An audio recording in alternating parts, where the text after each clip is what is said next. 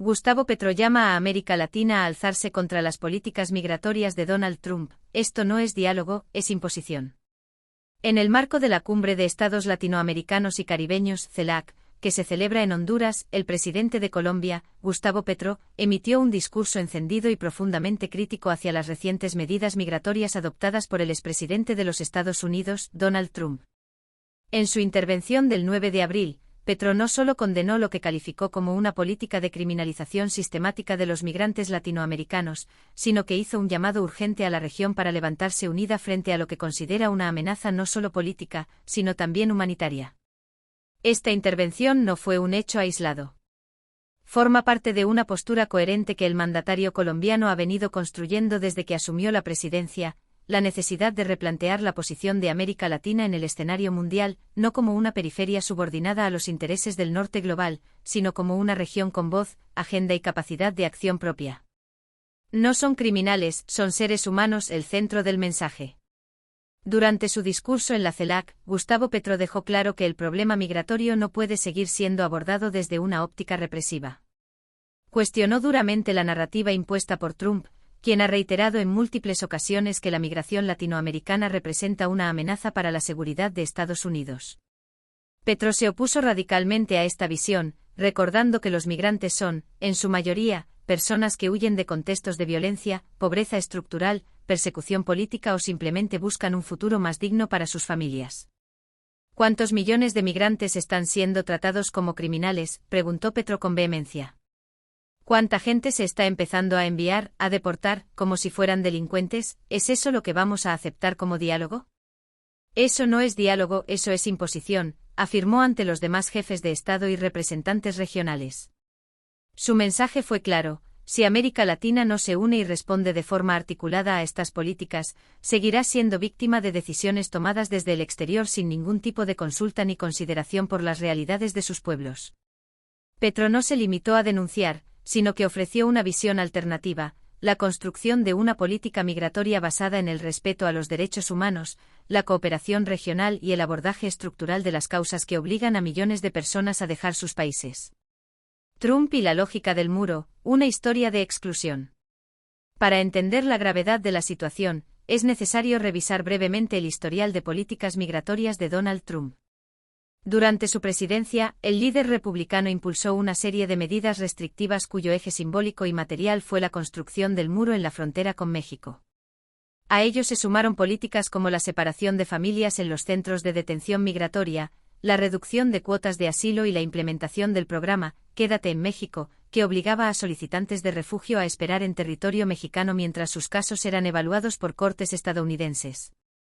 Estas decisiones generaron una crisis humanitaria sin precedentes, documentada por organismos internacionales y ampliamente criticada por defensores de derechos humanos. Según informes de Amnistía Internacional y Human Rights Watch, miles de niños fueron separados de sus padres, muchos de ellos sin posibilidad de reunificación. Campamentos improvisados surgieron a lo largo de la frontera sur, donde migrantes vivieron durante meses, e incluso años, en condiciones inhumanas, a la espera de una decisión judicial. Es en ese contexto que las recientes declaraciones de Trump sobre endurecer aún más la política migratoria, incluso proponiendo la deportación masiva y el uso del ejército para sellar la frontera, han encendido las alarmas en toda la región. Petro no solo respondió con firmeza a estas amenazas, sino que propuso una alternativa de integración regional que vaya más allá del asistencialismo o la diplomacia retórica.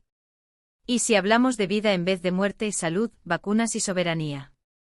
Uno de los momentos más reveladores del discurso de Petro en la CELAC fue cuando propuso un cambio de enfoque en la agenda regional, en lugar de centrarse en la lógica de la represión, por ejemplo, en torno a las sustancias prohibidas como base de la política antidrogas, planteó la necesidad de hablar de medicamentos para la vida. Esta frase, cargada de simbolismo, fue el punto de partida para una reflexión profunda sobre la salud pública, la soberanía sanitaria y las desigualdades globales que se hicieron evidentes durante la pandemia de COVID-19. ¿Acaso cuando vimos el COVID no tuvimos uno de los promedios de mortalidad más altos del planeta?, preguntó Petro. ¿No fue evidente que nuestros sistemas de salud eran precarios y que el sistema norteamericano tampoco nos sirvió? En efecto, América Latina fue una de las regiones más golpeadas por la pandemia, no solo en términos de muertes, sino también por el retraso en la llegada de vacunas, el colapso hospitalario y la escasez de recursos médicos. Frente a esto, Petro destacó el caso de Cuba como un ejemplo de resiliencia y soberanía científica. Cuba fue el único país en ese momento que se vacunó con su vacuna. Nos dio un ejemplo, dijo. La referencia no fue casual. Mientras la mayoría de los países dependían de acuerdos con grandes farmacéuticas multinacionales, Cuba desarrolló y distribuyó sus propias vacunas, demostrando que es posible otra forma de enfrentar las crisis sanitarias. Para Petro, este ejemplo debe escalarse a nivel regional. ¿Por qué no lo hacemos a escala latinoamericana? ¿Por qué no nos ligamos en vez de a la muerte, a la vida?, se preguntó. Su propuesta apunta a la creación de una industria farmacéutica latinoamericana, integrada, capaz de producir insumos médicos estratégicos y garantizar el acceso universal a la salud. CELAC bajo liderazgo colombiano, un nuevo rumbo geopolítico. El contexto de esta intervención no es menor. Colombia asume la presidencia pro tempore de la CELAC durante un año, lo que le otorga un rol protagónico en la definición de la agenda regional. Lejos de tomar esta posición como un acto protocolario, el gobierno de Petro ha planteado ambiciosos objetivos geopolíticos. Entre los más importantes está la diversificación de los mercados internacionales. Frente a los nuevos aranceles del 10% impuestos por Trump a productos colombianos exportados a Estados Unidos, Petro propone mirar hacia otras regiones del mundo, como la Unión Europea, China o la Unión Africana. Se trata de una estrategia de reposicionamiento que busca reducir la dependencia estructural de América Latina respecto a Estados Unidos y fortalecer sus lazos con otros bloques emergentes. La nueva presidencia de la CELAC buscará avanzar en una agenda de relacionamiento estratégico con socios extrarregionales, con el objetivo de reforzar la voz de la región en los escenarios globales y contribuir a la solución de desafíos comunes a nivel mundial, señaló la Casa de Nariño en un comunicado oficial. Este reposicionamiento también incluye una mayor coordinación interna entre los países latinoamericanos y caribeños, para enfrentar unidos los desafíos del cambio climático, la inseguridad alimentaria, la violencia transnacional y, por supuesto, la crisis migratoria. Más allá de ideologías, una convocatoria a la unidad regional.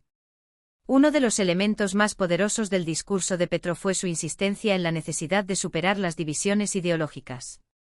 Izquierdas, derechas, fuerzas sociales, eso no importa ahora.